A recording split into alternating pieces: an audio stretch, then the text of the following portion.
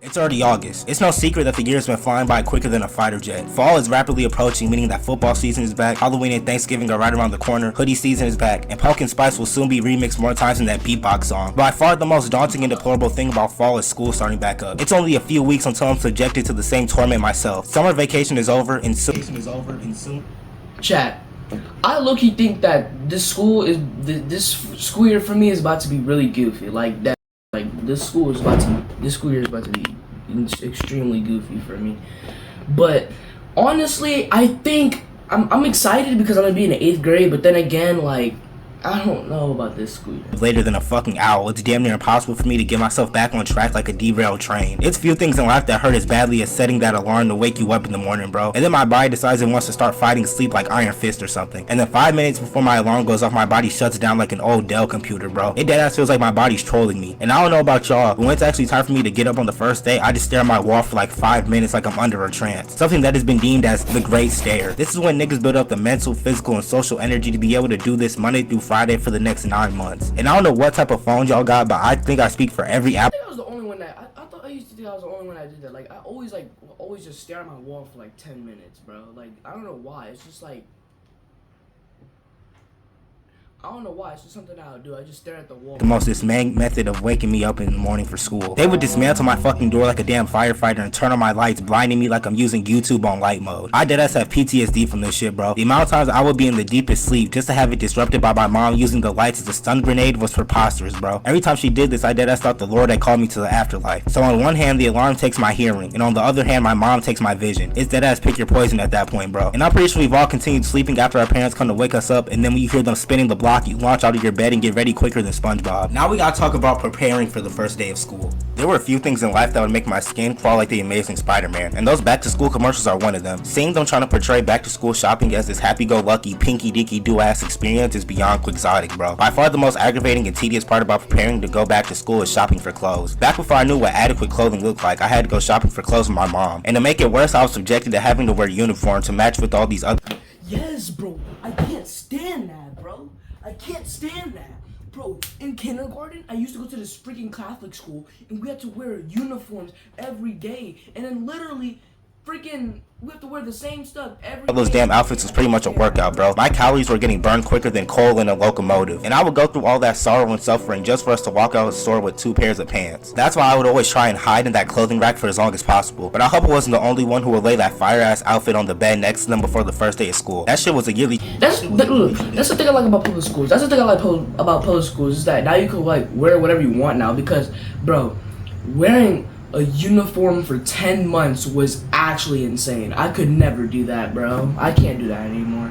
Possession, then you were pretty much the most clouded nigga in school. I remember always begging my mom for a trapper keeper because I didn't want to carry around an entire accumulation of notebooks and folders in my backpack. So niggas was walking around the school looking like fake ass lawyers. I also was a fiend for mechanical pencils, especially the ones with those erasers longer than Katie's feet. Even trying to get a haircut was damn near impossible because everybody was booking appointments at the same time. Now we gotta talk about taking those cringy photos before school. I don't think I've been more embarrassed in my entire life until I was forced into taking these disconcerting ass photos, bro. Plus the angles in which my parents take these photos make me look like a goofy goober. Now I gotta put on this fake ass smile like Grunkle Stan or something. I just be standing there looking like Klay Thompson, bro. It's already bad enough that I'm getting sent away to an academic penitentiary, but now I gotta get my mugshot taken in front of the door too, and ultimately sealing my fate. And if that wasn't bad enough, my parents be sharing this gooberish ass photo with other family members and friends. Now I'm on the front page of my mom's Facebook for thousands of niggas to clown me. Yes, bro.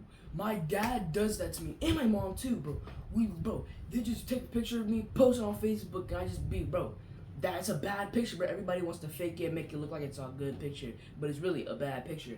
I can't stand that either, bro. It's so much stuff I can't stand on the— I'd be lying if I told y'all that me and my niggas wasn't in the hallway looking like the mystery gang going through all those rooms, bro. We would end up roaming around the hallways longer than actually being in the classroom. The hallway turned into a fucking maze on the first day, bro. And I'm pretty sure everybody and their mama has walked into the wrong classroom at least once in their life. It doesn't help if the entire hallway looks like the Krusty Krab when the anchovies pulled up. Now I gotta try and maneuver my way through all these niggas like I'm Kyrie Irving or something. Not to mention these motherfuckers decide they want to cosplay play senior citizen to take one step a minute. Everybody always used to put their schedule as their lock screen too, knowing damn well that shit didn't help. There was always that one teacher that would stand in the hallway and try to help students find out where they were going. But when you ask these niggas for help, they give you more directions than the GPS. My nigga, how are you less helpful than Matt from Dora? Not to mention they be talking at 50 words a second, so in reality they barely end up helping me. So you're gonna go left and take another left, go right, take the limo downstairs, go past the bathroom, go up in the attic, and you'll be at room 213. This shit ends up sauteing my brain like some stir fry. And then 2 hours later when I would find my class, I got the entire classroom staring at me like I'm an alien or something. There's nothing like everybody's eyes beaming on you like a laser or something, bro. Even when I'm on time to class on my first day, niggas always make everything uncomfortable and stare at me as I walk to my seat. And I don't know about y'all, but I deadass be praying that I got classes with the homies, bro. There ain't nothing worse than having a class with a whole bunch of people you don't know. Something else worth mentioning is not being able to find your locker. And even when I did find it, it took me hella long to open it. I remember being in middle school when we first got access to our lockers, I was studying that motherfucking lock, bro. I was deadass working that shit like a Rubik's Cube. Now we gotta talk about all the BS that the teachers be on the first day, bro.